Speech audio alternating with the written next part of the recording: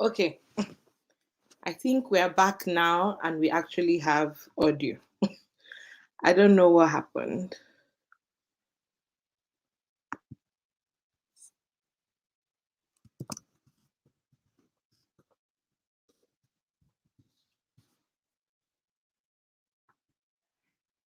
Hi, finally, yes. I don't know what happened. Like, StreamYard wanted to embarrass me today, but we are here. We're here. We're here. We're here. Um, Hi, Lola. It's been long, go. It's been very long. I've not seen you in a while. Like, it's been a minute. Hey. Yes, it's working now. Yes, it's working now. I don't know what happened before. Like, I had to restart my whole computer. Technology. But we're here. It's working now. See what I have? I have granules. Your mental health. Your mental health. Your mental health should come back for our sake, please. I have granules and I have water because I know like today we are going to gist. Hey, yeah. Good luck. Good luck. So you're taking time out to come and talk to us. Oh yeah. Welcome, welcome. As usual, if you're not already subscribed, please subscribe to me. You guys were over like 900. See, small thing will enter 1K. Like, if you're joining this live and you're not already subscribed to me, please subscribe. Hey, Yama. Hi. How is everybody? Hi. How is everybody? Please be sure to give this live a thumbs up. I know there are some people, some of my Madam Dreamers Academy people, they said they want to watch later because there's currently a Princeton review, something happening right now. So if you are watching this live on replay, please don't forget to give it a thumbs up. As usual, like this is not our first time. But I don't know if I think maybe I'll give it like a few more seconds and then I'll like get into the nitty-gritty of everything.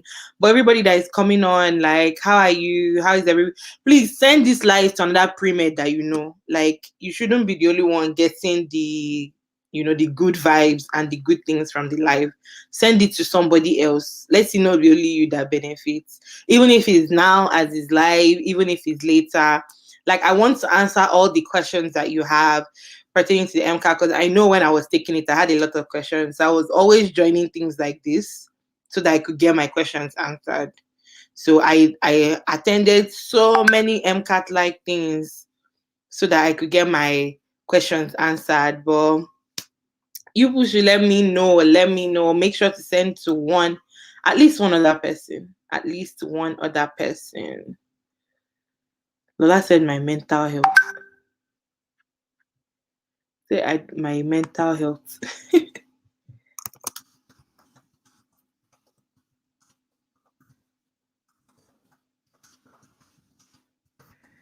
Okay. Okay, I'm just going to get started. So my idea of what we should be doing, I think some people are still like on the other live. But I had to end that one. I had to end that birth stream so that I could restart this one. So my idea of what we're doing today is this. So I have some questions that I'm going to like start off with. I'm going to just start off answering like from the jump. But as it goes, I want you all to like put questions, ask me questions as well. Like, ask me some questions also, because I really want to tailor it to what you actually want to hear. Like, what do you want to know? What are the burning questions that you have regarding studying for the MCAT, anything MCAT, like even just anything, feel free to ask. Like, today we're answering anything. Like, Ada is answering everything and anything. So one of the first questions that I get, especially from international students, and this was a question I did not know the answer to, is what is the MCAT? What is it? Like, why is this even important? So the MCAT is like medical college admissions test. So just like with any other thing that you get tested for, the MCAT is another test, is the important test that you need to take to be able to get into medical school. Most people take it in their third year of college so that by the time that they're applying, they already have a test. So, but you don't have to take it then. Like if you're taking a gap year, the point is that you need it most.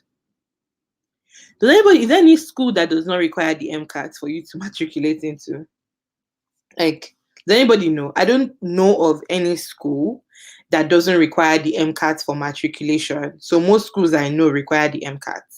And feel free to like comment or anything. Like, I want this to be as interactive as possible. Just like you can start asking me questions like from the jump, but I just want it to be as interactive as possible. So the first thing is that you need to take hello Odi. Yes, the first one, the first live that I started, like the audio was not working, so I had to restart. The first thing is that I want you guys to ask me as many questions as possible because I want this to really be tailored to you. But I don't know any school that doesn't require the MCAT. The MCAT is required by like every school that I know of. So if you know a school that does not require the MCAT, let me know. Because me, Seth, I would like to know. But every school that I know of requires the MCAT. The only thing is that maybe they have different, like score ranges that they might have. Some schools have a minimum score, some schools don't have a minimum score, but there's a score that you cannot use and apply and all of that. But every school requires it.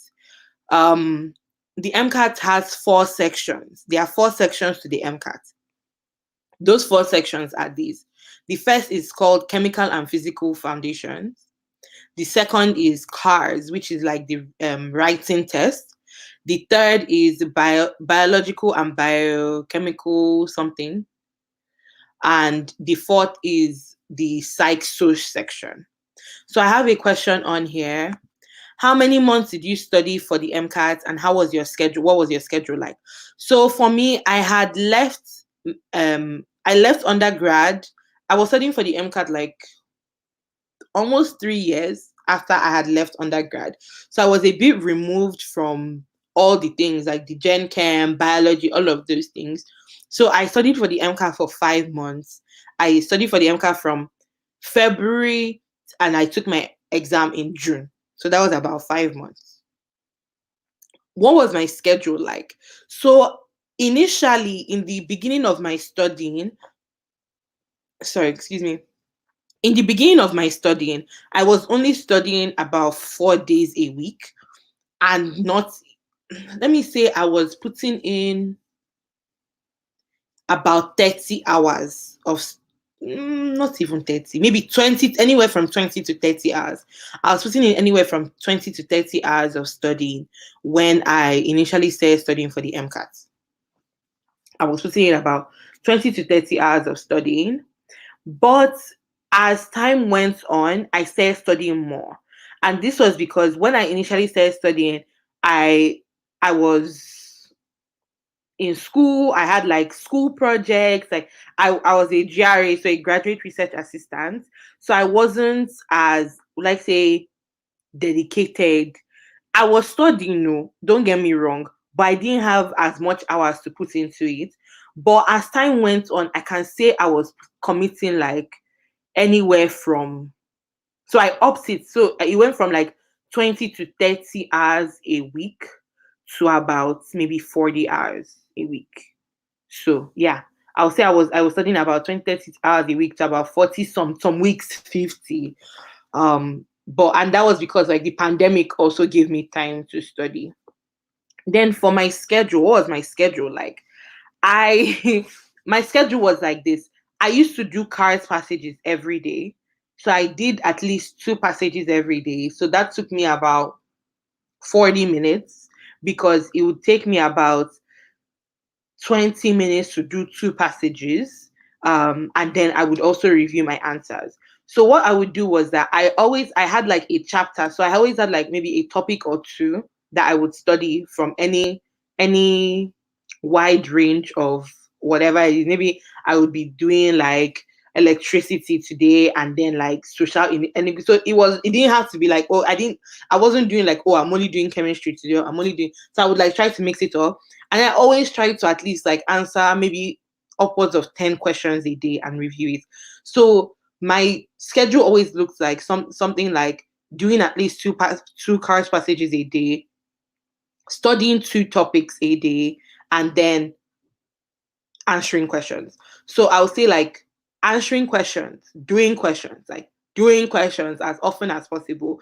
And even if in the beginning, like you feel like I'm getting these questions wrong, like, but it's still good to understand, like, okay, to start getting into the habit of seeing and understanding what kind of questions the MCAT is expecting from you. So roughly that was what my schedule was like. But as time went on, so maybe like into the third and fourth month, I was doing less of like chapter studying and just doing questions. So doing all the Q banks, all the questions. I was just into questions at that point. Um, Let me see. If you're here, please feel free to ask questions. Uh, feel free to ask me any question that you like. Feel free to ask me any question that you like. I think what I'm realizing is some people are still in the other live stream that I started. So they don't realize I restarted the live stream, which is kind of sad. Other live stream that I started. Oh. So they don't realize, which is kind of sad. Okay, but yes, juggling school work and the MCAT is really hard. But I will say this. For me, I would say I always tell people this is like before even getting the MCAT, before even registering for the MCAT, don't try and take the MCAT at the expense of schoolwork. Why? Grades are the hardest part of the application to fix and the most expensive. So you don't want to fail your classes because you were trying to study for the MCAT. Like, I don't think that's wise.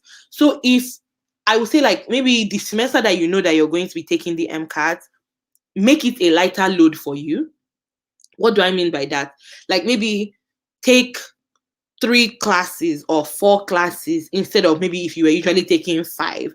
Or if you're taking 4 classes, like make it a lighter load, because you don't want the semester that you're taking, like that you're going to be taking the MCAT to be a hard one. Like that's just the truth of it. Like you want whatever semester that you're taking the MCAT to be a lighter load for you, so that because you don't want to it's not an either or situation, because medical school admissions committees will look at everything. Like there is nothing that they're like, oh, if you did well on the MCAT, we're going to like look at the MCAT instead of looking at your GPA. No, they look at everything. Like it's not either or. You can't pick.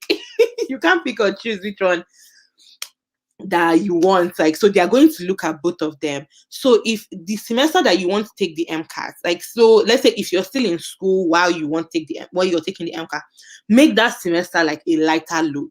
Like that should not be the semester where you're deciding to take like upper division biology. Like that should not be that semester. Like make it the semester where maybe you're just taking like a lighter load, because school grades are the hardest and most expensive things to fix. If it comes to work, I know some people end up like quitting their jobs to focus on the MCAT. It's not feasible for everybody, but you might need to take a reduced workload. Like if you're someone I know some people like they're working, like the job that they have, like it also depends on the job that you have. Some people that the job that they have, they end up like maybe going into part-time, or their boss will allow them to, work out their shifts in such a way so that they can be able to study. That one ends up being between like you and the work. But some people have more understanding jobs that will allow them to study during that time. But the overall thing is that you want to give the MCAT your all the first time. I've said it before, I took the MCAT twice, and if I knew what I knew, like I would have just like focused on it, like giving it, because it's a very draining exam, like mentally, emotionally, physically. Like you don't want to do it to yourself again. If you have to, like it is what it is, but you don't want to like put yourself through that like emotional stress like more than once. It's very hard. It's also expensive. Like I mean, like it's just expensive. Like the not just the exam itself, but maybe if you have to buy materials, some of those materials expire like after a certain period of time. If you have to buy it again, like that's just it's just expensive. So I'll say like just do whatever you can when it comes to juggling. I know some people like their weekends will be dedicated to MCAT. I think if you're taking the MCAT, something has to give. Like you cannot be fully involved in school, be working like so much, be on your grades, like something has to give. Like you need to refocus your priorities so that like you can give the MCAT the chance that it deserves. Did you use Anki? No. Personally, I did not use Anki. Even now in medical school, I don't use Anki. And here is why.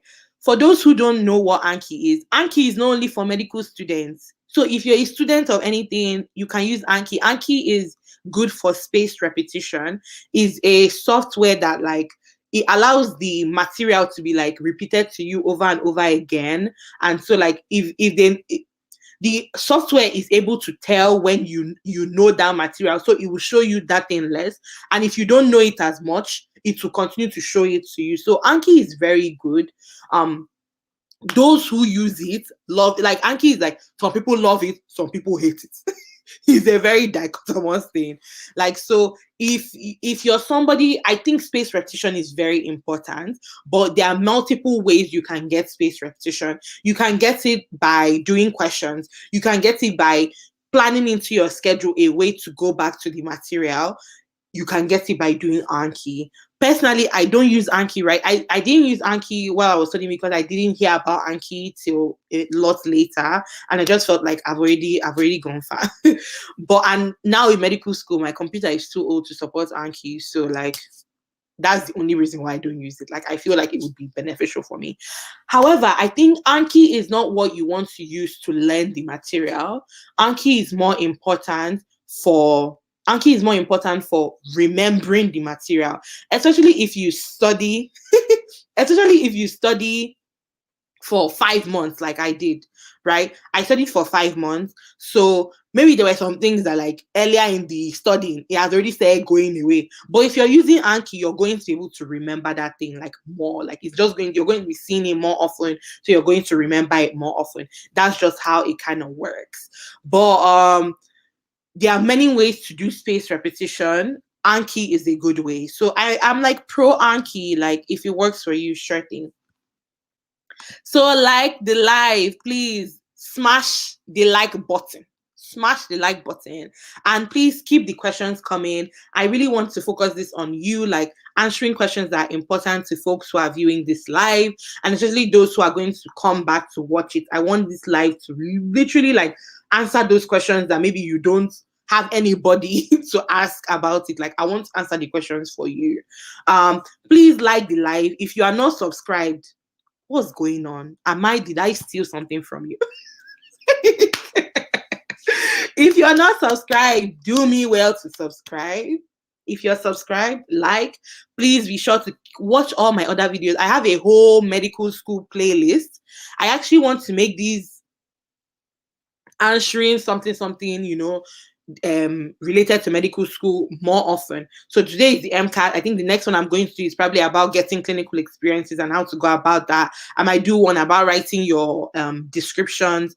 So I want to do these more often, so, and they're going to be like related to different things about the medical school process. So please keep asking your questions. And I'm also going to answer like commonly asked questions that I get about the MCAT as well. So Odi said this thing sounds hard. It's hard. I won't even lie, it's hard. Like the MCAT was some of the worst prep time of my life. But I won't lie, like some of the skills I got as I was preparing for the MCAT, I still use those skills now in medical school. Like some of those study skills, like I use them now. Hi Uju, hi. Thank you so much for joining the live. Thank you so much. So I'm getting another question. She said, I'm applying this year. My MCAT is on May 27 and the results won't be released till late June. Would you suggest I reschedule my exam for June to give it my all? I'm scared my app will be reviewed late. Okay. So one thing I'll say is that I took my exam in June. So the thing is, when you submit your application, right? I think apps, you can't submit your app till the end of May. You can't submit your app till the end of May. And then when you submit, I don't think they start delivering the applications to medical schools till end of June. Yeah. Medical schools don't even start getting the applications till the end of June. So you can't submit till end of May. Medical schools don't get your apps till the end of June. You can submit without your MCAT there yet, as long as they can see a date. If you take your, I think it's better to reschedule your exam to June and know that you're giving that exam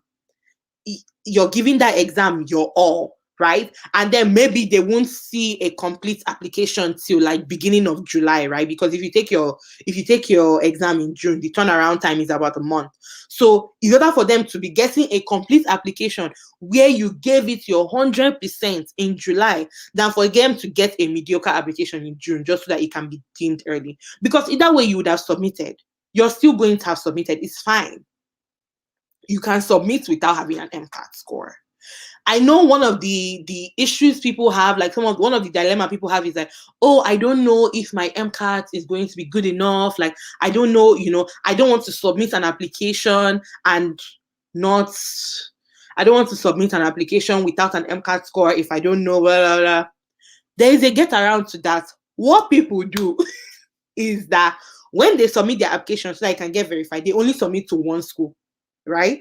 Because you only need to submit to one school. So what some people will do is that when they are submitting that, so me, I submitted my application first week of June. And a whole story happened, but it didn't get reviewed till like end of July. But when I submitted my application, I think I only submitted to one school, and I submitted without having an MCAT score. So what people do, they just submit to that, like they call it a throwaway school. Like maybe a school they're like, it's not, they just don't feel like they can get in or whatever. Who knows, you might still be able to get in. But they submit to a throwaway school, right? So that your application can get reviewed, you can be processed at least. Then when they get their MCAT score, they now decide to apply to all these schools. Because at that point, like the application will now go immediately. I hope I'm making sense. So they only really submitted to one school. Then once they get the score, so that if you decide that you don't want to submit, so that if you decide that you don't want to apply again, maybe your score is not that great, you want to take a gap year, you're not out like thousands of dollars. Though you would still be considered a reapplicant to that school that you submitted, but not to all the schools.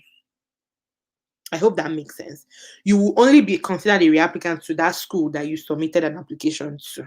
If after you get your MCAT score back, you decide not to move forward with an application.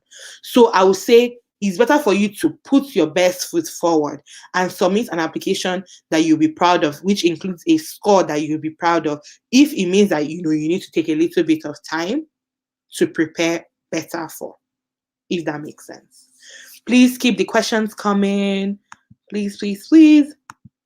So yes, end of June is when they get the application. Is when schools start to receive your apps. And yeah, it depends on like if everything. For me, my problem was that I had submitted my application. I had requested my transcripts since like early May, but because of COVID and everything, my transcripts didn't get to school. My transcript didn't get to school till about June. Then it was just a mess. So I didn't end up, like, my thing didn't end up being complete till like end of July. So I didn't even start getting secondaries till about August. So, but I think that was a very COVID specific problem. So it wasn't, I don't think that's, like, it's not normal. Like, everywhere was kind of closed and everything. So that was a very COVID specific problem. You're welcome, Lola. You're welcome. And Olive, you're welcome too.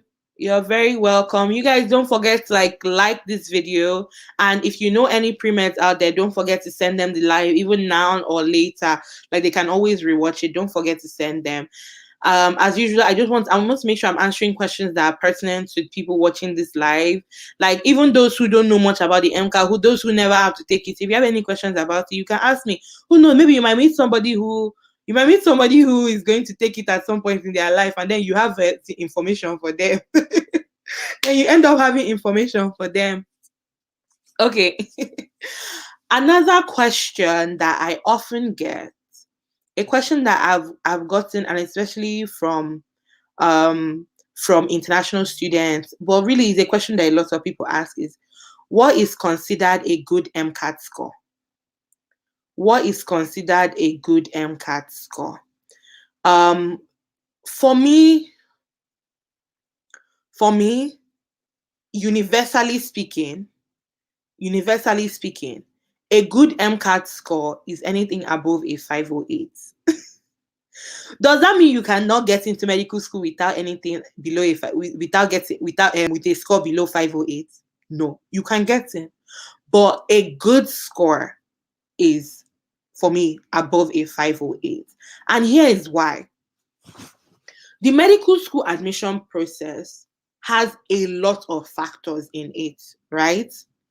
And the trick is not really like the trick to gaming the system, which is not really gaming the system, but the trick to maneuvering everything is that you want to have a good application, but even more than that, you want to make sure that there is no part of your application that you need to explain away. What do I mean by that? You can get into the medical school with maybe a 3.2 GPA, a 3.3 GPA. You can. It happens. I have classmates who had 3.2, 3.3. But any part of your application that falls short, that is a little bit lower, it means that you have to work harder at all the other parts of the application. I know someone who got in with a 502. I know people who got in with 498, but it meant that the person that got in with a 502, her GPA was a 4.0. Like, you understand? The people that I know that got in with 498, the things that they had to do, all their experiences, like, are mad. So if you have a 508 and above, right, it means that like you just like is part of that, having that balance. Like you just don't have to like put in, like if you get a score that is lower than a 505, it means that you just have to like, everything else just has to be more spectacular than normal.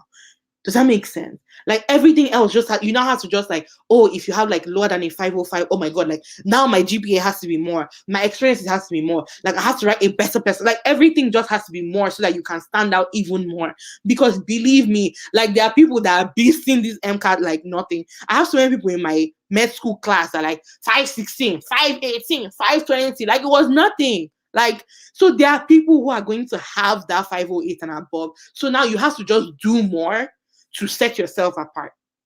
So, but if you aim to get at least a 508, you understand? Now, like, it's that kind of thing where you feel like, okay, I've done enough. Like, I've done enough in this category now. I can focus on doing okay in all the other categories. So that's one question I get. And people will be like, there's nothing like there's no standards for a good MCAT score. Yes, there's no, you can get in with a lot of scores, but if you want to say, okay, what should I be aiming for? At least a 508. So Lola asked that I divide my those 5 months into content review, QBACs, and AMC. Okay, this was what I did. So I'll say like in January and most of March, I was mostly doing content review. So my content review focused on, I had like chapters, I had the book. So I did a MCAT book giveaway at some point. So I gave away those my books. But I was reading my books. I had chapters I had to, I had chapters that I was following daily, the days that I studied. Additionally, I was also watching, I did the next step course. So you guys know, I have a video on that course. I did the next step course. So I was watching the videos as well. I had videos that I watched like every day or every other day. And then every once in a while, I would also watch Khan Academy videos. Khan Academy videos are on YouTube. They're available to everybody. So even if you're not a pre-med, you can benefit from Khan Academy videos. So I was also watching Khan Academy videos. So those were my content review. I focus heavily on content review. However, like I said, I was also doing cards passages, at least 2 cards passages every day. And then every once in a while, I was doing Q banks. So most of those Q banks were the next step Q banks questions. So most of the Q banks. So I would say maybe I was doing averaging about 7 to 10 questions a day. So this was in the first half. Then towards the middle, so maybe later part of March and April. So during the later part of March and April, I focused mostly on doing I upped my questions. So I was, instead of doing just 7 to 10 questions a day, I was maybe doing about 30 questions a day. So those questions range in different things, that they were from different sections. So I was doing maybe at least like 30 questions a day, and not just doing the questions, I was also reviewing. So I've talked a lot about how like reviewing your questions is key. Is a very important part of doing the questions, is reviewing the questions. So I was doing about 30 questions. Then I was finishing up on videos. So the next step MCAT course had about 20 videos in it. So I was around like video 13 at this point, video 12, 13 at this point. And then I think I was finishing up on my chapters as well. I was almost done with chapters at this point. But I think I would say the significant thing was that I upped my questions. I was doing even more questions than before. Then from end of April from end of April till when I took my MCAT, essentially. From end of April to when I took my MCAT, I was every week, and my sister can testify to this. My sister can, every week I did an MCAT, I did a test. I did a full length practice test. And my full length practice test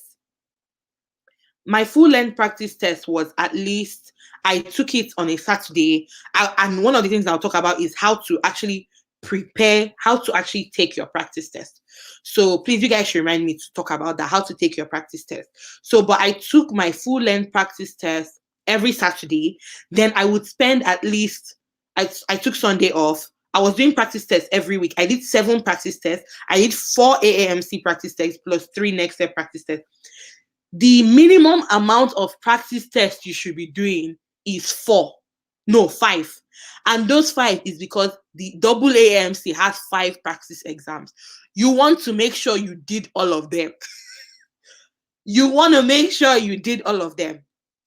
So I think the only one I didn't do was the unscored one. So I did 4 AAMC practice exams, which were all the scored ones. And then I did what's it called? I did the 4 AAMC practice exams, and then I did 3 from next step, which were extra. You want to make sure you're doing all of that. You want to make sure. It's kind of critical, it's kind of important. You want to make sure that you're doing that. Sorry, let me answer this.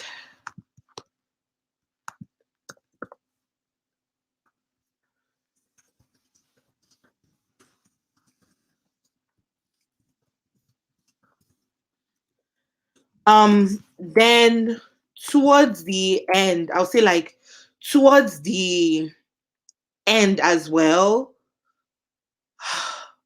towards like the middle, like maybe second, third, and third of my practicing, I was finishing up the AAMC Q banks and their section test. So like, let me say I do a practice test on Saturday. I spend Monday and Tuesday. So maybe on Monday I'll review Psych, Soc, and Cars, and on Tuesday I'll review Chem and Bio. And then on Wednesday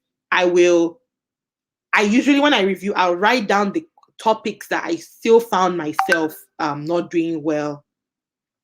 I'll write down the topics that I still found myself not doing well on. So maybe on Wednesday and Thursday, I might, review those topics, and I review high content, like high yield. Maybe I realized that a lot of like, I was failing a lot of questions about how to change pH, like, how convert it. So I might watch a video on like doing the math for converting pH. If I realized I was failing a lot of questions around like circuits, I might watch a video about around circuits. So like something like that, I might just watch those videos, like those quick videos. Or maybe I realized I was failing a lot of questions around like accommodation, like maybe some eye stuff, sensation and stuff. Watch a video on sensation, pack it in. And then I'll also do some section 10s and some Q banks as well. Then on Saturday we go again. So I give myself Friday off. Saturday we'll go again. Another another test. So doing the full lengths, you must do them. I'm sorry, you can't get around it. You must do them. Biggest cars tip is to do them over and over again. Cars is truly a section about practice, because cars is the one section where I feel you really need to get into the head of the people that write the exams. You need to get into how they think about what you should be thinking. So I have a video on how I used to how I reviewed my full length exams and how I reviewed my full length tests. I have a video about that. And one of the things you see is when I was reviewing cars, you see me make like you inferred something that was not in the passage, or you didn't pay attention to notes, or there was a part of the passage that you missed. I was only able to notice those things. I was only able to notice that I was missing those things. I was like not paying attention to certain things because I was doing cars passages every day. So literally it got to the point where, so cars, they ask you 3 types of questions in cars. I think they ask you like, I might get this wrong, but I think one of the questions they ask you is just like straightforward questions, like, straightforward things about what was in the passage. Then some of the questions they ask you is like questions like that should be able to refer, like there are 3 kinds of questions. I think the AMC writes this. There are 3 kinds of questions. So like literally, because I was doing cars passages so much, I was able to know when a question, like what kind of question, the question that was being asked in front of me fell under. And so it actually helps me to be able to, okay, this kind of question requires this kind of thinking. Piam, piam, piam. It helps. My biggest cars tip is to do cars over and over. You cannot get away from it. You cannot run away from it. You cannot run away from doing cars over and over again. Just keep doing it. Keep doing it. Come today, do it today, review, find out why did you miss this kind of question? Was it like, did you misread something? Maybe you need to slow down in your reading so that you can pick up your pace when you're actually answering. I find that, like I say, you need to be able to give 10 minutes to each cars passage. Some passages you need shorter amount of time, some will be longer amount of time, but on average 10 minutes. And in that 10 minutes, I dedicate about 6 minutes to reading the passage. Because it's better for you to spend a little bit more time reading the passage and grasping everything, and then it will pay off when you're answering the questions, because you won't need to pay too much attention when you won't need to pay too much attention when it comes to time to actually answer. Like you don't want to like skim through a passage for 3 minutes, then every question you need to now be coming back. Where did they say that thing? Oh, where did they talk about that thing again? Oh, when did... And I think Jack Weston Cars is also good. I think he has a podcast with Dr. Gray, and there's also, I think he has a website, Jack Weston Cars.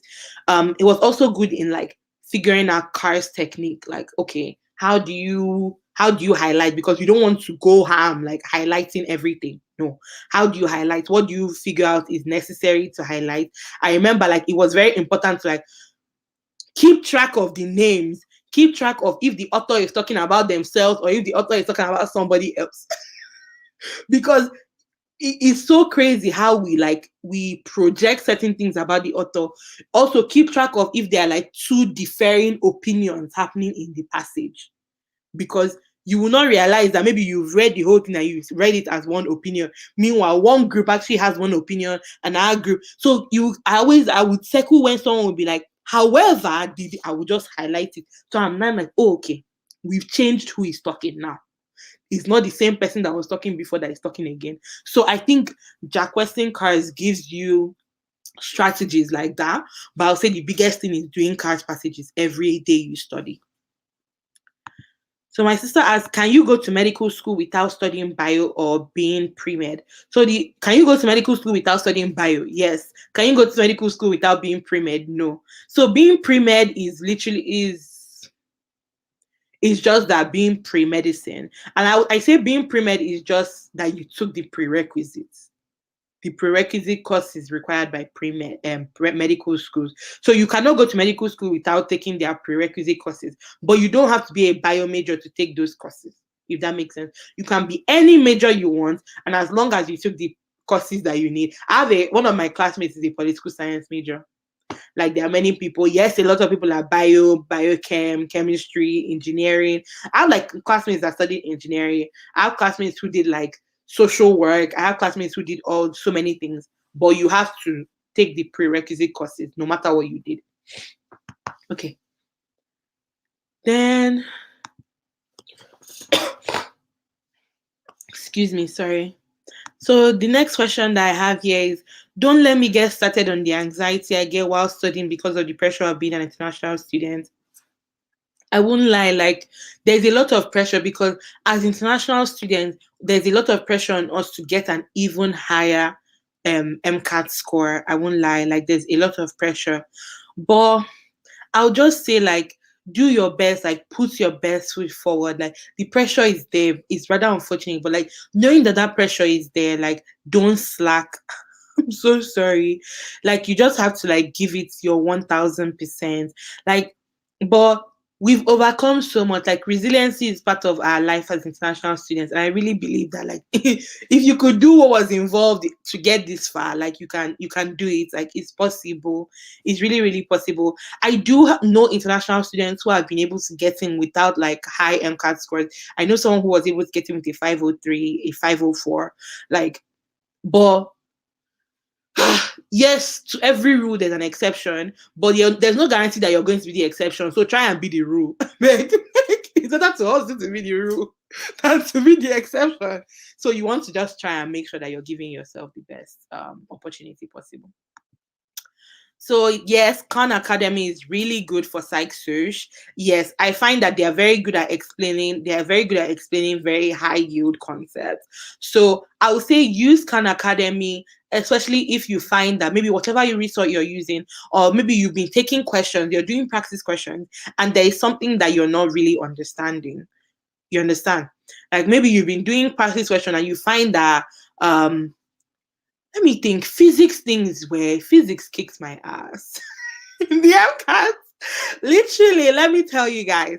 Before I went into my MCAT, I don't know if it was my sister or my mom. I was like, hey, God, please let the amount of physics on my MCAT be low. And the week before my MCAT, I was magnetism, whatever, magnets. Electromagnetic force, and blah. All the questions, I used to just fail it. And I was like, God, please let there not be any magnet question on my MCAT. Guess who got magnet questions on her MCAT? Me. So, don't be like me.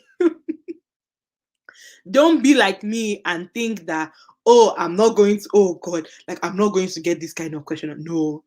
Yes, there are high yield concepts, like knowing your amino acids. You need to know it like the back of your hand. Like, amino acids should just be like beans to you. If you don't know your amino acids, don't take the MCAT. You need to know the name. You need to know the 3-letter word, the 1-letter codon, the polarity. In fact, if you don't know amino acids, sit at home, please. So something like that is considered extremely high yield. You need to know amino acids. So, but it does not mean that the low yield stuff, you just let it go. At least, like, make sure that you've seen all the topic concept so that something doesn't show up and you're like, I've never seen this thing in my life. That's the worst feeling ever. Because at least if you've seen something, you can make an educated guess. You can get it down to 50-50. You understand? You're not going to know everything. Like even in medical school here, like I be on tests sometimes, I'm just like, I don't know it. It's not my fault. I don't know it. I cannot know everything. So even on the MCAT, like you're not going to know everything. You know, even the person that got 528 did not get 100%. You understand? Even the person that got the highest score, they did not get 100%. They just got in the highest percentile. So you cannot know everything. You're not the person that set the exam. You can't know everything. You just want to make sure that you're giving yourself a good enough chance to know as much as possible and to make an educated guess where possible. Okay? So that brings into this, were you focusing on high yield topics due to time constraints, or you were reading chapter by chapter? So I didn't feel like I had time constraints. Most people study for the MCAT in 3 months, but that's because there are topics that they just did in school, so they already know it. Like maybe you just had biochem last semester, or you just did gen chem last year. You probably some of those things are still fresh in your head. Like me, I felt like 5 months was enough for me, but I also know I needed 5 months because of how far removed I was from the pre-med process. So I know I needed that time, but like I said, at least make sure you've seen everything. Like make sure you've seen everything. Don't let a topic come by and you're like, what is that? Excuse me, but there are some topics that you will just not have seen before. And that's why I say, like, the more tests, the more questions you do. Like there were some topics that the only time they were not in any of my books, they were not in any Khan Academy video. The only time I ever saw that topic was on a practice question, and I'm like, I don't even know what that means. But because I've done the practice question, now the explanation has told me what it is. And now I've seen it. And now I know that this is a thing. I can go Google it. And so the more practice questions you do, one of the things about practice questions too is that it exposes you to new topics that you may not have seen in your course of studying. And now you can just, like pick something here and there from it. And Noro said, hello, Noro. I hope you subscribe. And this is a good point for me to pause and say, please, if you've not subscribed, am I owing you? Make sure that you subscribe, please. Okay. And please be sure to smash this like button. If you're pre-med, be sure to send my videos and my channel to other pre-meds that you know, especially pre-meds who are international student, non-traditional, even traditional, anybody that is a pre-med. Let me drink some water, please. I've been talking for 45 minutes straight. I need some water. Okay. So Nora said, a warm greeting to you from the Show Me State. Oh, you're from Missouri. Hello. I used to live in Missouri, actually. I used to live in St. Louis. You make medical school look so glamorous and a cakewalk. I love your positivity, energy, great vibes, and optimism. You're the best. Thank you.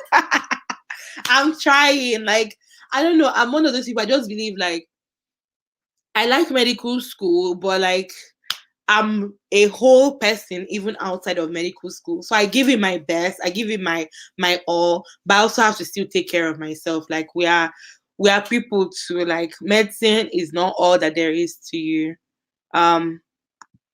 Yes, every week.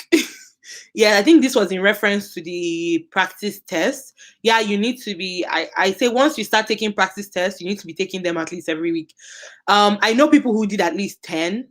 I would say you need to do at least anywhere from 7 to 10 practice exams should be enough. Like some people do like 14. I think that's overkill. But that's there. Maybe that's what they needed.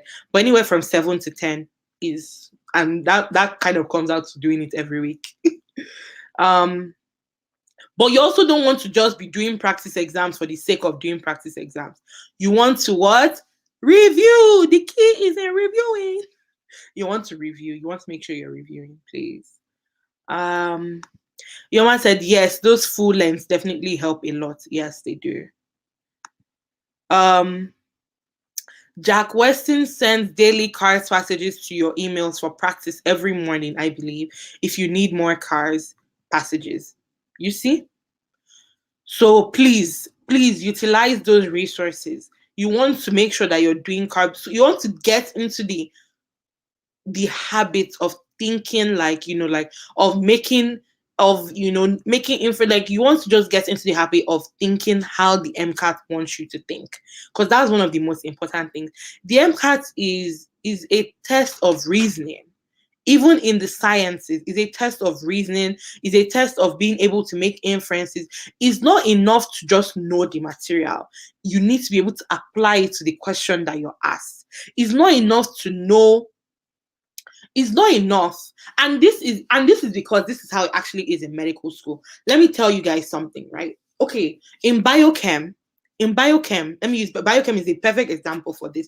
In biochem, you learn about the glycolysis pathway. You learn all the enzymes. You learn about, it might not be high yield to know all the enzymes, but you know all the enzyme in the glycolysis. There are three enzymes in the glycolysis pathway that, if inhibited, like, they're the committed steps. They're the committed steps in the glycolysis pathway. So if something happens in those enzymes at those points, right? At those points, it's important. Like, those are where, like, if something happens, like, diseases usually come from there. So it's not important to just know that, oh, glycolysis, glucose is converted to glucose 6-phosphate, then glucose 6-phosphate is converted to glucose 1,6-B. So it's not enough to just know that. What you need to know, it's not what and the reason why the MCAT is like this, because it wants you to get into thinking like this, is that what you need to know is that, okay, if hexose is important for converting glucose to glucose 1,6-bisphosphate, if so, maybe they might ask you a question that a person presents with a person presents with their lab shows that they have an overload of glucose 6-phosphate. You understand that they have, like, high levels of glucose 6-phosphate. Like, and then they might now ask you, like, what is wrong? So if someone has a high level of glucose 6-phosphate, it means that that glucose 6-phosphate is not continuing the pathway. So what is the next thing in the pathway for glucose 6-phosphate? Is glucose 1,6-bisphosphate. What converts it to that is I think it's phosphofructokinase or something like that. So you need to know that, like, it's about, like, seeing the whole picture. So, okay, you know that if that enzyme is not there, there's going to be an excess of its precursor. So it's not just knowing, it's not just memorizing all those things. It's being able to, like, put one and two together, so that when you now see it in a question, you're like, okay, this is increased, so that's what's missing.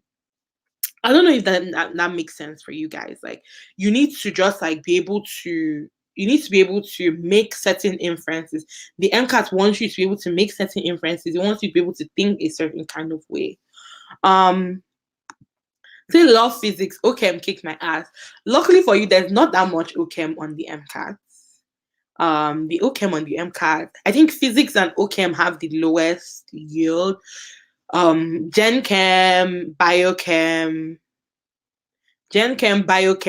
Psychology. Psychology actually has, like, one of the highest proportions, and then biology. I think it's biology first, then psychology, then Gen Chem, Biochem, then physics and OChem, and then social.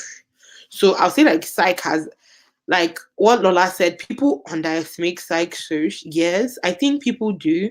And psych search is a section that, if you put in the effort that it needs, it yields results. Because psych search is truly one of, like, definitions will carry you where you need to go. So, like, if you know the definitions that you're supposed to know, like, if you know I think one of my favorite things from, like, the psych social section is there is those cluster A personality disorders. Like, once you just see certain things, you're just like, okay, this person has this one, this person has that one. Like, so if you know the definitions that they want you to know, like, they ask their questions quite straightforwardly in psych search. However, there's something, but you do need to know your definitions for psych search. You do need to know your definitions.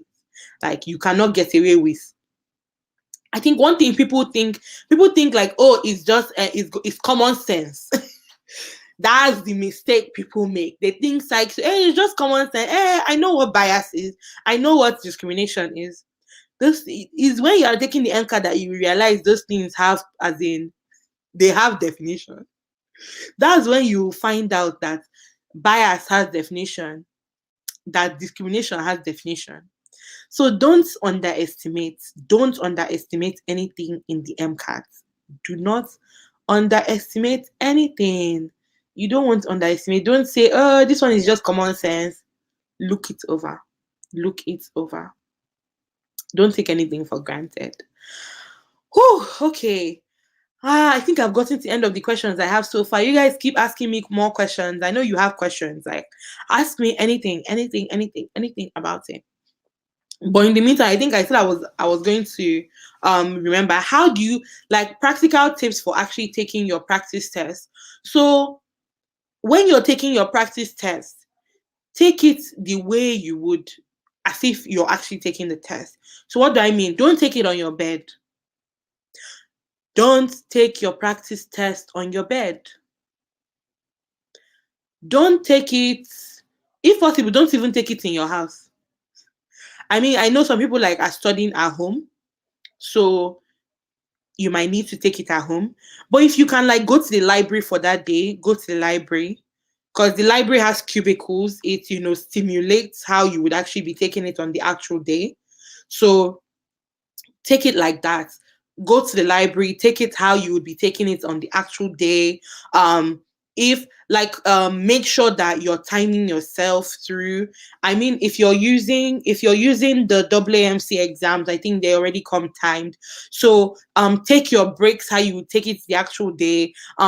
In between the chem phase and the car section, you get a 10-minute break. Then in between cars and biochem, you get a 30 minutes break, which is usually the lunch break. And then in between biochem and psych soc, you get another 10 minutes break. Take those breaks how you would actually take them on the actual day. Don't stop your exam. I've heard some people, like, during their practice test, they will stop the test in between. Don't do that, because your test is not going to stop the actual day. Don't let your brain believe that something that's not going to happen might actually happen. No, it's not going to happen. Your test is not going to be stopped on the actual day. Take your practice exam the way you would actually be taking it on the actual day. Like for me, I knew that I was going to be taking my exam very early in the morning. I was part of the 6:30 test takers. So I used to take my exam as close to that time as possible, so my body could be used to taking that test that early. Like, I think now they are back to how they normally take it. So the exam is usually starts at 8 a.m. Try to start your exam at 8 a.m. as well, so that your body is used to getting up at 8 a.m. to take a 7.5-hour test. Like, get used to that. Like, you want to get used to that process. Like, you don't want that day to come and like you're fatigued. One of the biggest things that happens is that psych soc is at the end, and psych soc is usually like where people can do the best, because the questions tend to be more straightforward. So, but because at the end, people get so fatigued and start making mistakes that they would never make, because they did not practice doing this exam with fatigue. Does that make sense? And you guys can keep asking me more questions, but excuse me, but people don't practice doing the exam like they're going to get tired. 7.5 hours taking an exam is not easy. It's not easy at all. But you want to like practice doing this exam like it's a 7.5-hour exam. So you want to give it your all. Like, you want to make sure that like when you get to psych soc, you're still energized. Like, your brain is still like it's not foggy when you're taking it at that point. Okay. What else about taking a day off? If you're going to eat lunch, like, practice eating when you take your prep. Because for me, when I eat, I kind of get sluggish. Eating makes me a little sluggish. So I knew that I wasn't going to eat lunch. And because because I took my exam early, I knew that my exam was going to go from about 6 to about 12. So I could go without eating lunch. So I was ready. I was prepared. Like every time I practiced, I didn't eat. So I knew how my body was going to feel taking the exam on an empty stomach. If you're going to eat lunch, please don't eat gari. Like that should not be the day that you decide that you're going to eat eba. Please, you're gonna feel like a carpenter that just finished eating during their lunch break. Like maybe make similar meals to what you're going to eat. Don't eat something that's going to make you like feel heavy. Don't eat something that's going to make you feel like going to the toilet. Don't eat something that's going to make you feel weird. I swear, don't eat something that's going to make you feel weird. Like, I would say, like, I think maybe make a sandwich, because, something that you can pack with, like, a lot of protein, a lot of energy. Like, if you're going to eat at all, maybe make a salad, like a high pack salad that is not going to like make you feel heavy. Don't bring something that needs to be reheated, because at least in my own exam did not have microwaves, so you're on your own if you need to reheat anything. So maybe make a wrap. A wrap is also a good something that that you can eat kind of quickly, that you can eat kind of quickly, that you can eat that won't make you feel heavy, that won't make you feel bloated. If you decide, but whatever it is that you're eating, eat similar things during your practice exam, so that you get how you're going to feel when you're eat, like with the food. Then know where your exam place is ahead of time. Know where your exam where your test center is ahead of time. So for me, the day before my test, I actually did a dry run. I drove to that place to see what traffic is like at the time, to see, because it may be where you're going to take your test is, for my people that are in like California now, like where I lived in Concord. Let's say I need to take my exam in San Francisco now. You need to know what BART, if you're taking the train, like what happens on the train at that time that you are going to go, because it's not the day that you want, the day of your exam. Now you will now realize, oh, actually on Saturdays this line, the red line does not actually run, and it's that day that you will find out that the red line does not run, when you already planned your whole schedule around taking the red line to your train, sorry, to your exam hall on that day. Nobody will hear that one, and it will cause you so much anxiety. You don't want that. So do a dry run. Try going to your exam place. Try going to that place, like your exam center, maybe a day before or 2 days before, but around the time of your exam. Like me, when I was going during when I was like practicing how to go there, I actually ended up, I was using GPS though, but I missed my turn. I actually missed a turn because it wasn't like, I ended up like going around and around, like I ended up missing my turn. If that had happened the day of my exam, my anxiety would have been through the roof. I'd have been so worried and so scared. Like, it wouldn't have been good. So those are some like day of exam tips and practice test tips.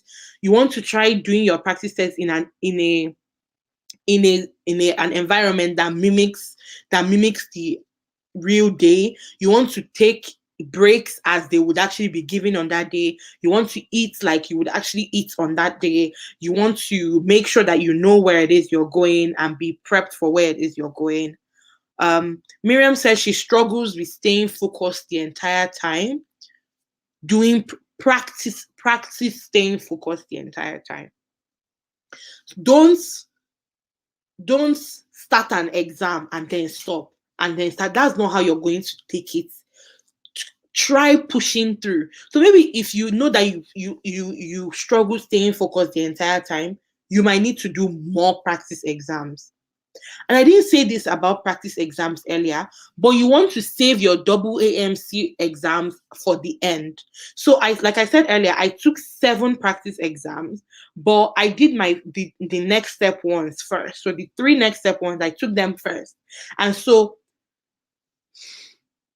because the fourth AAMC exam is the newest one. You want to reserve that one for last because it is the most representative of what the MCAT people are doing currently, if that makes sense. So you want to save it, like, so you want to do the first one first, second one, third one.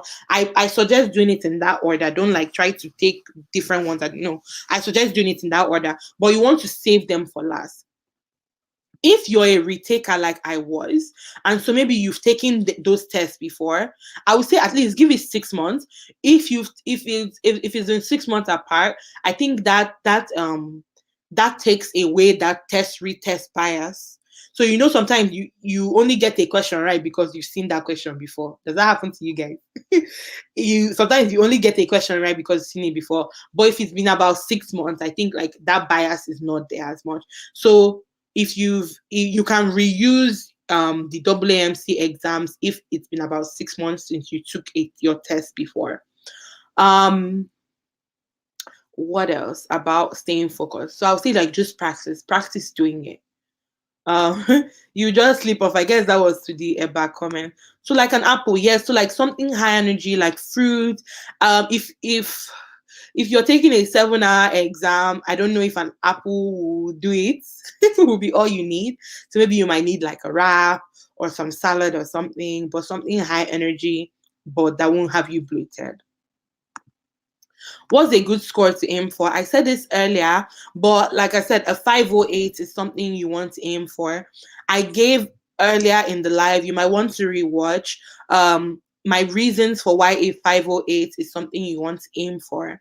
So aim for at least a 508. I gave my reasons earlier in the live, so you might want to rewatch to see why I think a 508 is a good score to aim for. Okay, you guys can keep asking me more questions. I want to answer questions that are important to you, but in the meantime, I will also still answer like commonly asked questions that I get as well. One question that I get a lot is, do I need to take a prep course? Do I need to do a prep course? Truly, you're the only one that can answer that question, because you can succeed. You do not need a prep course to succeed. You do not need a prep course to succeed. Many people will do very, very well on the MCAT without having to do a prep course. However, you need to implement some of the things that doing a prep course just gives you just at the go. What do I mean? One of the good things about a prep course is that they give you structure. A prep course gives you structure. And that structure comes from the schedule, and like it comes from the schedule and knowing what you need to do. Like they've already told you, okay, on this day you're coming, you do this. However, you don't need a prep course to get structure. You don't, but you need to be a highly motivated individual. You need to give yourself that structure. You need to, there are places, I think Next Step Blueprint, they can help you get a free schedule. They can do a free schedule for you. You don't even need to pay. So if you know that on your own you can follow that structure, then you don't need a prep course for structure. A prep course gives you access to strategies. They give you access to strategies on their own. I won't lie, a lot of the strategies that I share with you guys, I learned it from my prep course. But if you have people like me on YouTube with my channel sharing the strategies from the prep course, you don't need to pay to get those strategies. I have a whole video on taking the MCAT on a budget. Right, on taking the MCAT on a budget, like how you can self-study for the MCAT. So I give a lot of tips. You don't need a prep course, but there are certain things a prep course offers that you can get from there. So for like me now, a prep course meant that I didn't need to pay for any of the AAMC material as well as additional material from Next Step. If you don't pay for anything else in this MCAT studying, you need to buy everything that the double AMC offers, because they are the ones that have the exam. You need to get all their tests, all their practice exams. You need to get their Q banks and their section banks. Please, please get it. Let me get some more water.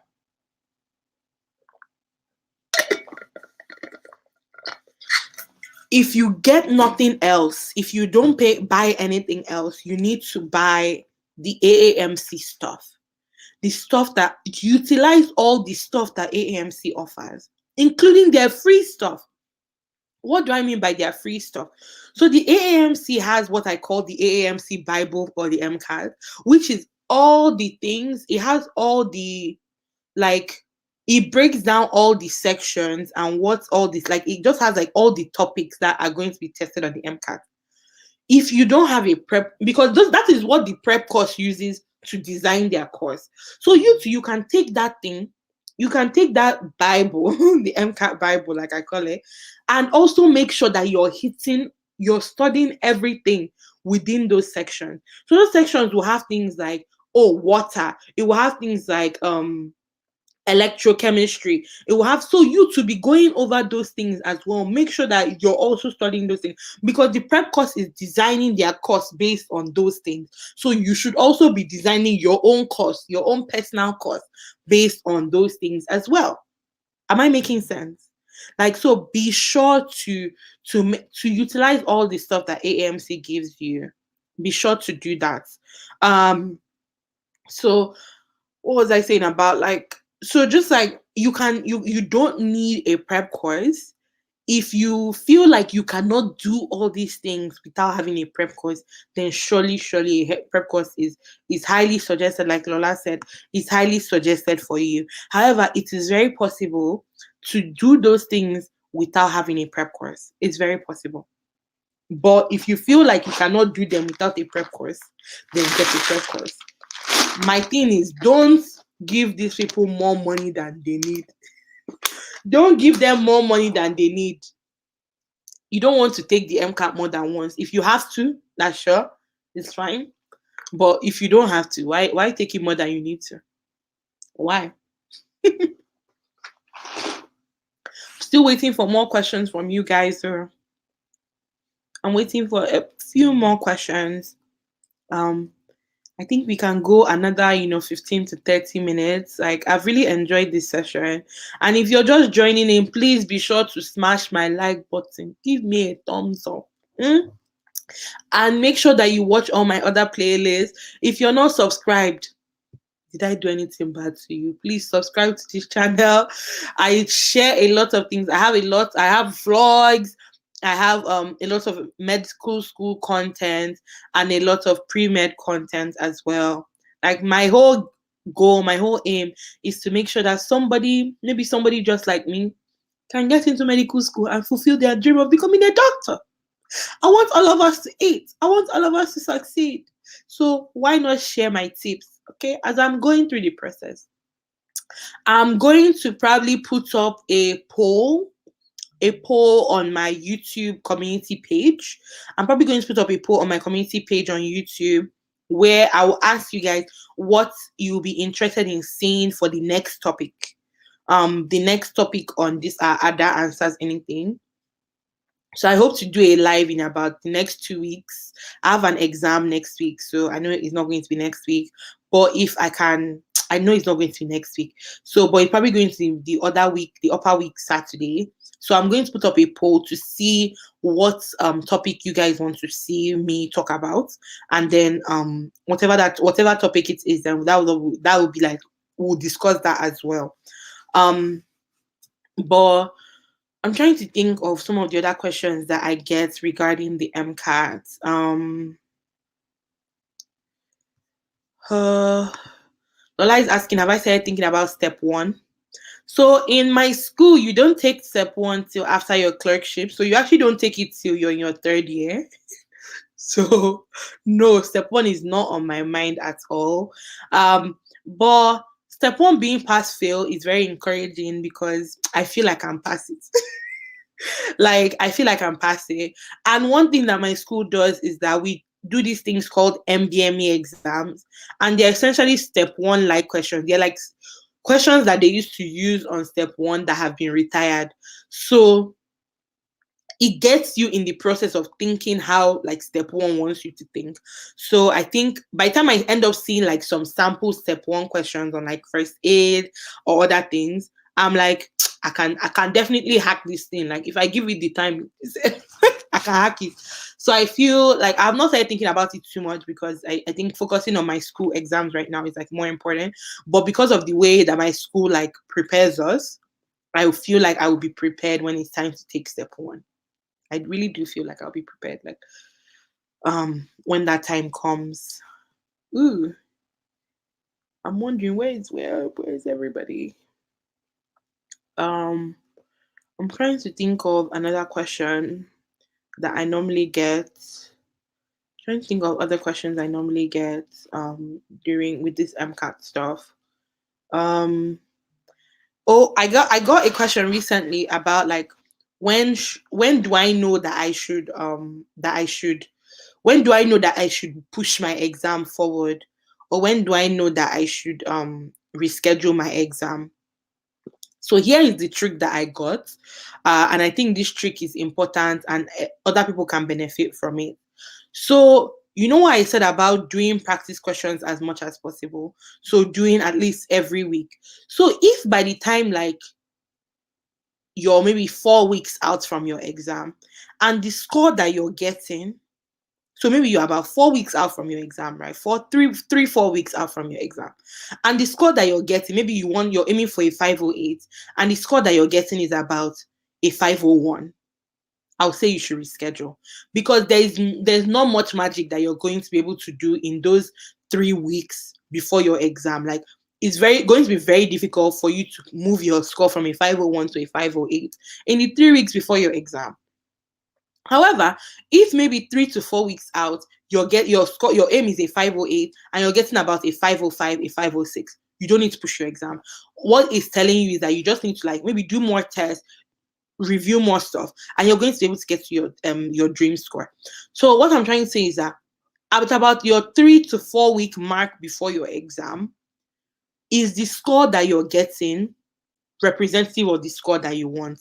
If it's not, then chances are that like you just need to like maybe you just need more time. You might need more time to study. You might need more time to do more practice questions. You might need more time to review more content.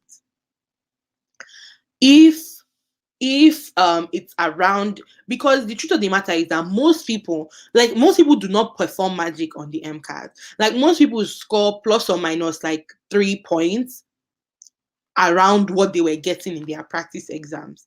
So like you're not scoring 498 in your practice exam and then think magically you're going to get a 508. Like it doesn't happen like that. Like maybe there might be somebody who knew somebody who knows somebody who that happened for.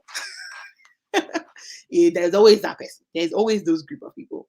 But the chances that is what happens for you, like for the average person, is just not it. So if about 3 to 4 weeks before your exam, you're not really scoring where you want to score, then you might need to reschedule. If you are about there, you just then don't reschedule. Like you just need to put in the work, like get there.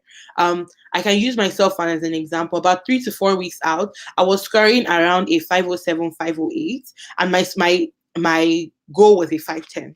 So about 3 to 4 weeks out, I was scoring quite close to what I hoped to score. So I was okay with it. If that makes sense. Like I was okay with like, okay, if I took this exam and I scored a 507 right now, like yes, it's not my dream score right now, but I know if I put in a little bit of work, like I can get to where I'm hoping to score. I hope that makes sense for you guys. Then how should I know whether I should void my test? Most people do not need to void their tests. Like I think I would say maybe you can void your test if you really really like know, like maybe you just like missed a whole section, or like I would say like you only really void your test if something drastic happened.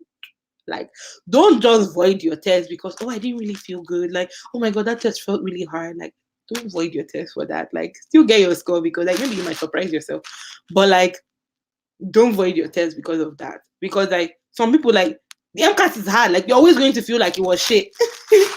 So don't void your test because it felt like shit. Like have tangible reason why you voided the test. Like don't void your test because I felt like shit. It felt like shit. No, that's not good enough reason to void your test. Excuse me, please. So Evelyn is asking, what do you think I should do? Because panicking during class passages. Although I've been doing 2 to 4 passages for a while, I find myself missing questions because I'm not reading with a clear mind. Okay, so what do you mean by not reading with a clear mind? Because when it comes to cars, car strategy tip, when you start studying for cars, don't start by timing yourself. Start by making sure that you understand how to read the passages, and not until you're very sure that you're grabbing how to read the passages should you really start timing yourself. So what do I mean? Read that passage not like you have questions, like read it not like you have questions to answer first. Read it like, I'm just trying to understand what the author is saying, and read it with certain points in mind. I think people read a cars passage like they are reading a novel, and sometimes that's not always the best way approach. And like I mentioned earlier, read it like you're trying to get certain things from it. Okay, read it like, what is the main thesis? Read it like you're reading, sometimes like you're reading a scientific article in a way. What is the main thesis? And they are usually the main thesis is either described in the first line of the passage or at the end of the first paragraph. The thesis of the argument that the author is. Maybe you see like the author describes that blah blah blah blah blah blah blah blah blah. Underline it. I like highlighting, but you don't go overboard when it comes to highlighting. But I'll just highlight, okay, this is the main thesis. How is the author supporting their argument? Are they bringing up other people to support their argument? Are they disagreeing with somebody else to support, to make their argument? Like, read it like I'm trying to gather certain information from this. So there are certain kind of passages that are presented during class. Like there are passages like what I'm saying, which is like the author is trying to make an argument. So the author presents their argument. They either support it or or there's a rebuttal. Then there are certain class passages where it's like two different opinions are presented. So they might bring up, rural people, blah blah blah. Rural people do so, blah, blah, blah. However, all people that live in urban areas. So now you have to be able to separate what was the opinion of the rural people versus the opinion of the urban people. There are certain passages where the author is not talking about their own opinion; they are talking about an opinion that is held. So you have to be able to distinguish the author's opinion from the opinion that they are presenting to you, because there are some things you see in the answer, you be like, the author says, meanwhile, no, it's not the author that said that, is the opinion that they presented. Maybe it's the person that they are talking about that said it, not the author. But even though the author wrote it, it was not them that said it. There's some passages are just like they present you with a prose narrative, like they're just presenting you with something. Okay, what are they trying, like what is the main point? Some passages have different names, like, this person said and this. So I always try to highlight the people's names so that I can always go back, and then like if there's like, this person, so there's some certain words you should be looking out for. However, but because supported, like as in, so those words like that, like as in agreement with, like, okay, who agreed with who is disagreeing with who supports who. Like if you read it like that and not just, oh my god, I'm trying to read, like read it like you're trying to get certain things from it. Like read that passage like, okay, like I'm trying to get what this person is trying to say. Like read that first, then by the time you're answering questions, and especially if you made highlights, it will be much easier to figure out when it is you that assumed something versus something was actually said in the passage. Does that make sense? Evelyn, please, like, help me on. I hope I explained that better. Like, I'm eating granuts, you guys.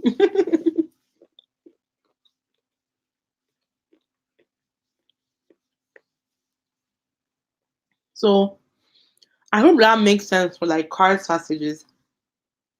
You want to make sure that you're reading to get certain things and not just reading for reading's sake. Cards is not reading for reading's sake. Cards is reading to really, really like be able to understand certain things.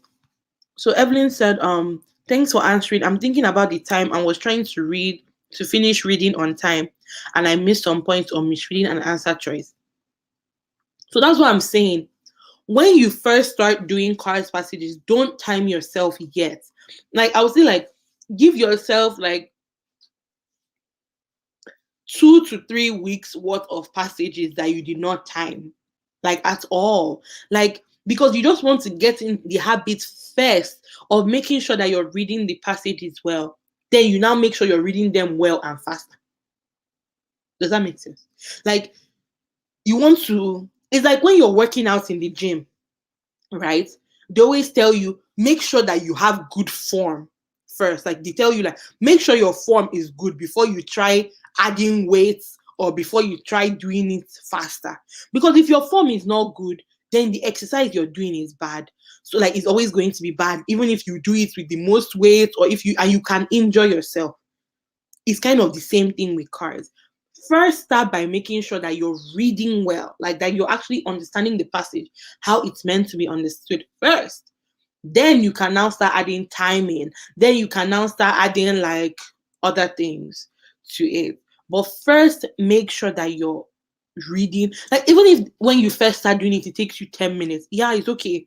Like, at least it will take me 10 minutes initially, but then then later it's going to start taking me 9 minutes, then 8 minutes, then 7 minutes, and then 6 minutes. You understand? Like eventually, like you will be faster at it, but you want to first start by making sure you're doing it well.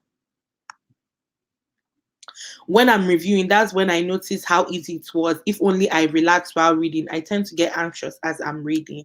Yeah. So just like slow down first. Just slow down first. Like slow down first. And that's why you need to do cards practice more and more. You need to do it more and more. Like for me, one thing I realized I was doing a lot, like I was pretending as if I'm the author. Like I will it's as if like I'm putting words in the author's mouth, or like I'm saying things that the author like did not, like it's not there. Like I'll be there, like I'll be like, where did I read this thing from? It was never like, it was not even there in the first place. Like I just assumed. When you're selecting answer choices, one thing I started doing for myself is that before I select an answer choice, I always ask myself, this answer choice I'm saying now, is it supported by the passage? Can I pick a link? Maybe it would be like the father did not state, the father stated that he was, anything I'm picking, can I find it where in the passage that the father actually stated that thing? Can I support it outside of, oh, my brain job, blah, blah, blah? No. Is this actually supported? Can I link those two things together? Like, can I link this answer choice and it with the passage? Or the hardest ones to do are the ones that are not. So if I want to eliminate something, like, okay, this was not, which of these was not mentioned in the passage? Everything I'm eliminating, I have to make sure that I can go back to where it was said. To, like, if I'm eliminating it, that means it was said in the passage. So where was it said in the passage, and why am I eliminating it? Why am I eliminating it? Because if I eliminate it and it was actually in the passage, but if you have to just like make sure that the passage is the only thing, is your only guide, even if you know that subject material. Some things are hard to read, some things are so dense, but that's where practice comes in, because the more you practice reading these things, like the easier it gets for you to read them. Oh my God, Lola, thank you so much for joining in. Please continue to share. You're one of my like loyal subscribers. God, one day I'll be able to do something for my loyal subscribers. Please continue to share the video. If you're new here, please make sure that you smash the like button. If you've not subscribed, please subscribe now. Please subscribe. As usual, just continue to support this channel. We are growing. We are almost at 1K, and like watch hours are also coming up. Okay. Thank you very much. Evelyn asked again, I've already given my timing weeks of not timing since I'm seeing fluctuating scores. I said to myself, let me just time and try to get used to it. So, well, maybe you just need to give yourself a little bit more time. You just need to give yourself a little bit more time to slow down first. You might just need to give yourself a little bit more time and a little bit more of daily practice. Thanks so much. Did you use Altius practice test? No, I didn't. So the additional practice tests that I used were the blueprints, next step blueprints practice test. So those were the additional tests that I used. I didn't use any. So I only used the blueprint test, and then I used the AAMC test as well. So those are the only two that I used. I didn't use any other test. I know blueprints gives you like free. I think some people encourage shopping around for different tests. So like maybe take one test from Blueprint, take one Kaplan, take one Altius, take one this. And some people like me, I just use like one company so that I could like keep things straight. It's up to you really. I know different companies will like give you like a free one, a free full length test. So maybe if you end up like getting from 3 different companies 3 different full length tests, then it's free. Like, you know. So like do what you need to do in that regard. Like I think that's really up to the person. I have about 15 more minutes and I really want to utilize this time. I know a lot of people have joined in, left, some new people have come in. I don't mind re-answering questions I've answered before. And if I've answered it before, I'll just direct you to, to rewatch the live. If you joined us late, please be sure to like rewatch the live, just because like I know I offered so many good tips in this session.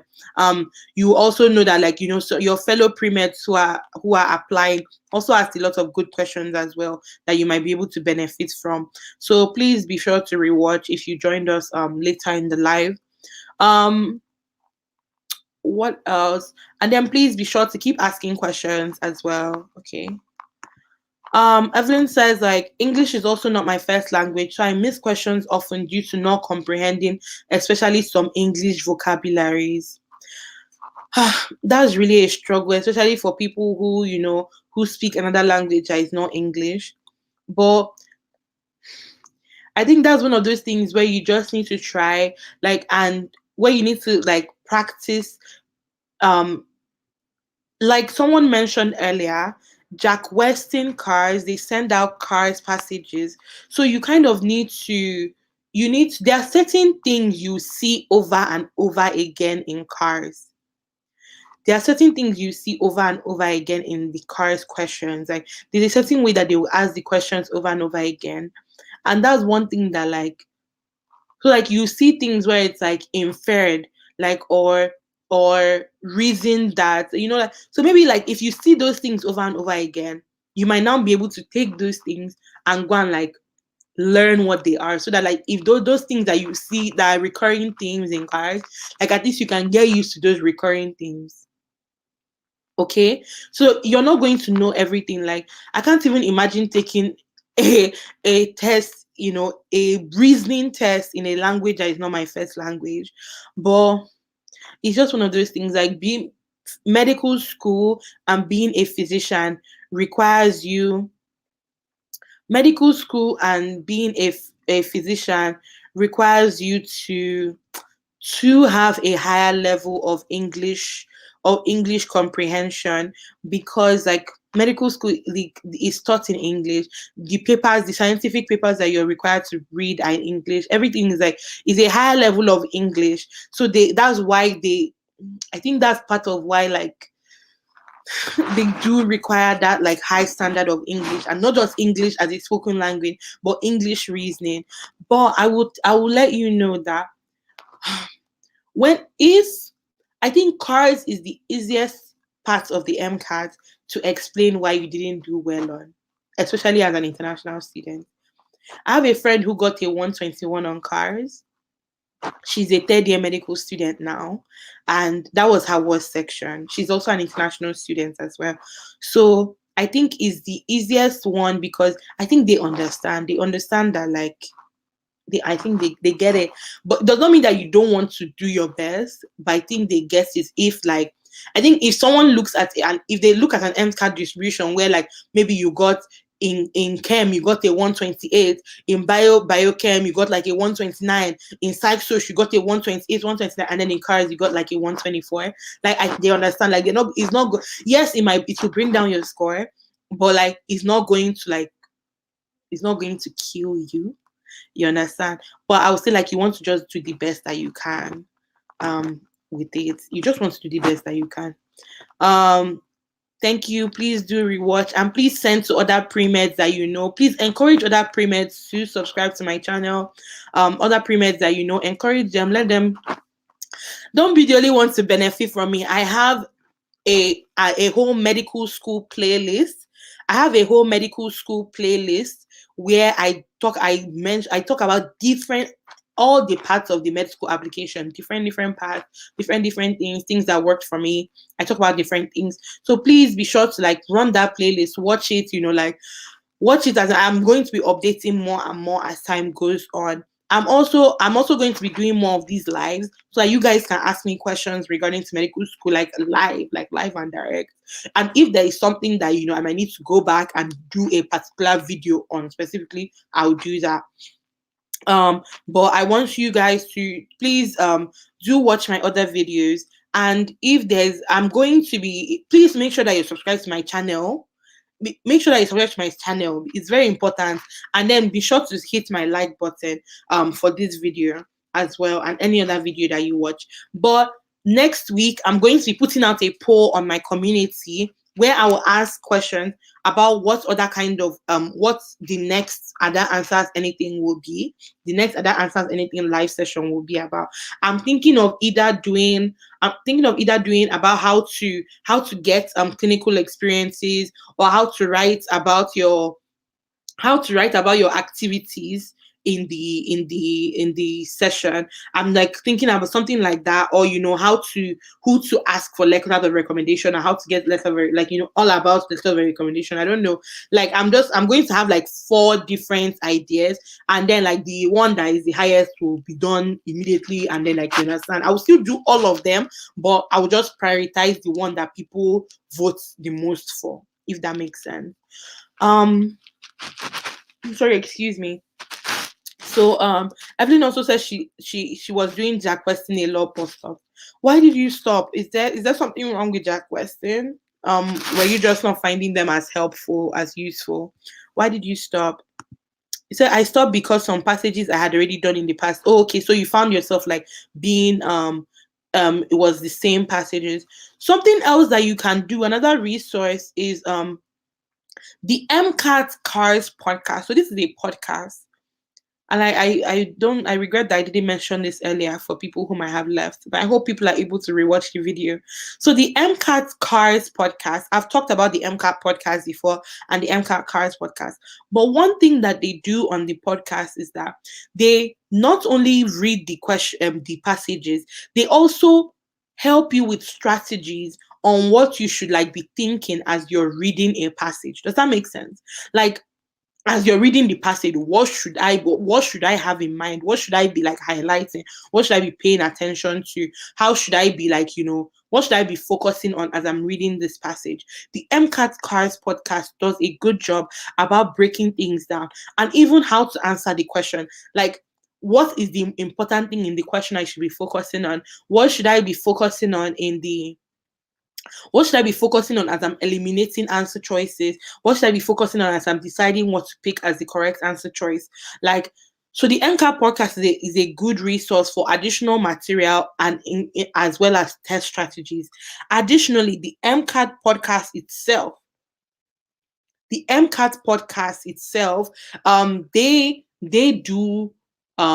they do a lot of things around the MCAT, like talking about different things around the MCAT. So I think you should be watching that if you're someone who is going to be taking the MCAT anytime soon, like anytime in the next year or two. You should be listening to the MCAT podcast and the MCAT Cards podcast.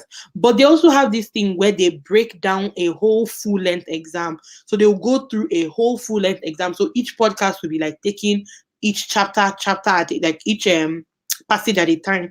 So if you're also looking for more cars practice, you can go to the MCAT podcast and like listen to some of their cars passage podcasts as well. They do the same thing where they take a passage and they break it down. They will, like they'll discuss the passage, they'll break it down, how you should read it, what you should be focusing on as you're reading it, and then going through the questions and how to answer, what's important that you should be paying attention to as you answer, what you should be, they will tell you how to spot misleading answers, like answers that look like the real answer but are not, and they'll tell you why that answer is, what you should be focusing on, how to just, they'll break it down a lot of things. So those two are two good resources that you can use as well, especially if you've exhausted your Jack Weston for cars.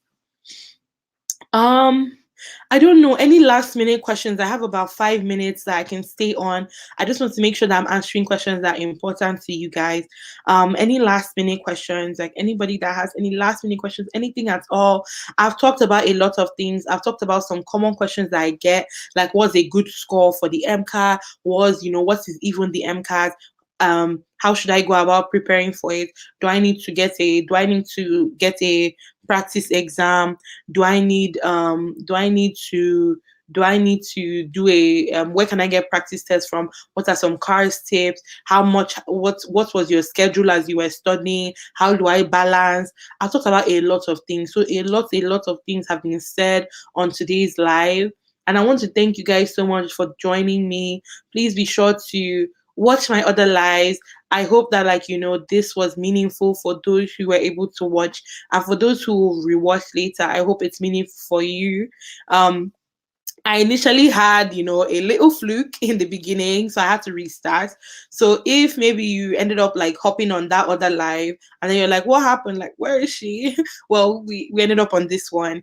So I hope you're able to watch this one. But till the next time that I have another live, till the next time we're in a blizzard here in New York. So if you're in New York or anywhere that it's really cold, it's snowing, please stay safe, please stay warm.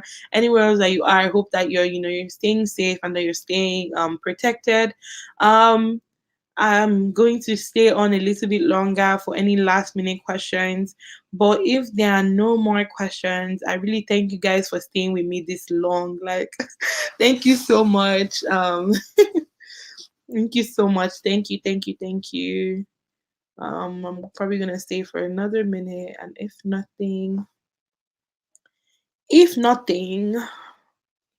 um, if nothing, I will go. You guys have been great company.